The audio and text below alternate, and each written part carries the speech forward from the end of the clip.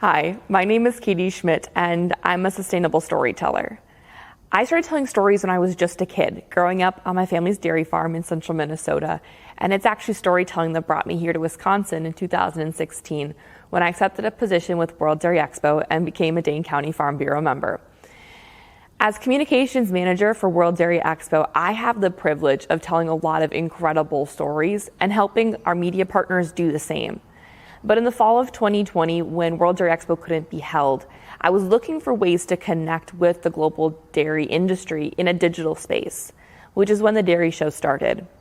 The Dairy Show is World Dairy Expo's podcast, and it focuses on all of the things and people you would normally find here in Madison the first week of October. So think cows, cutting-edge technology, and colored shavings.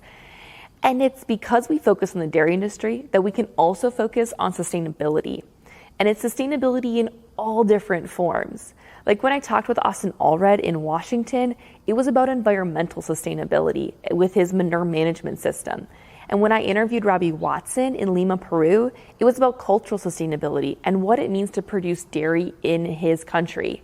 But when I interviewed John Rudinger here in Wisconsin, it was more about the sustainability and future of his farm as he worked to transition it to the next generation. And that's what makes agriculture so incredible. It's this combination of all these types of sustainability that come together to ensure a bright future for our industry.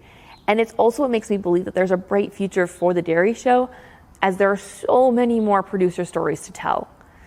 Expo's podcast streams on all major pod platforms. So think Spotify, Apple Podcasts, Google Podcasts, wherever you listen to podcasts, we are at. And it's where the global dairy industry comes together on the second and fourth Tuesday of every month to listen to stories from people like them as we talk about different topics related to the dairy industry. And those stories are what make me want to keep doing this. It's what drives me to keep going.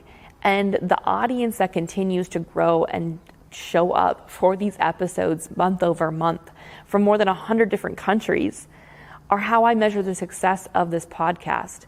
It's in those increases in monthly downloads. It's through genuine interactions with my guests and sponsors, and it's through listener feedback, both in dairy events, in person, or across social media.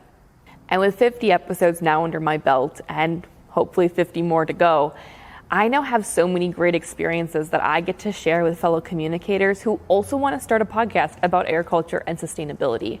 Because the more people we have telling stories, the more sustainable we can be.